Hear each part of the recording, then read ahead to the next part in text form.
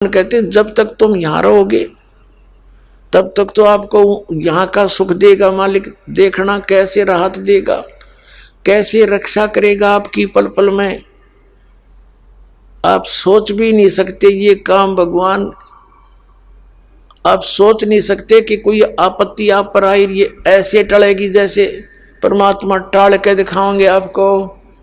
आप सोचते ही रह जाओगे हे भगवान सचमुच ये पहाड़ जैसा दुख और कैसे उठा कर रख दिया एक तरफ ने।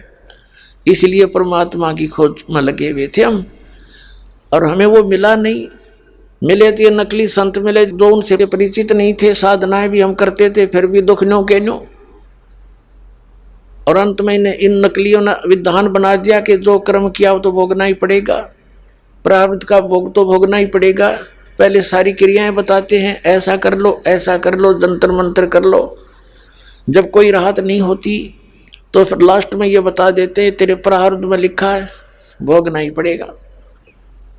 अरे भले आदमियों, जब आदमी दुखी होता है भगवान को खोजता है, किस लिए खोजता है कि एक पावर है, एक शक्ति है जो हमारे भाग्य में पाप कर्मों से दुख हो तो उसको नाश कर सके, इसलिए उसकी खोज कर रहे हैं। और यही बात इतनी फाइनल है, फिर क्या जरूरत है भक्ति की, क्या जरूरत है धक्के खाने की। भक्ति भी उसी से बनेगी जब जिसके ये कष्ट कम हो जाएंगे।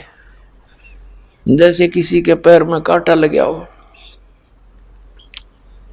और कांटा लगा हो किसी से पूछे भी मेरे पैर में दुख बहुत है, पीड़ा है, किस कारण से है, वो इतना तो बता दे उसने साफ सूफ करके देख के कि तेरे पैर में कांटा लग कर टूट गया गहरा, जिस कारण से पीड़ा है, और उसके पास उसके निकालने का कोई साधन है नहीं, तो वो ये कहे कि जूता पहन ले, कांटा तो नहीं निकल सकता, भविष्य में कांटे नहीं लगेंगे।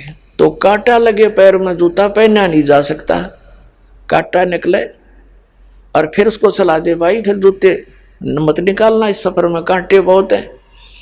तो फिर इस डर से जूते पहनेगा ये भगवान, कहीं फिर बिजली ना गिर जा, वो फिर उस पूरे सफर में जूता नहीं निकालेगा क्योंकि वो कांटे की पीड़ा से परिचित हो चुका है।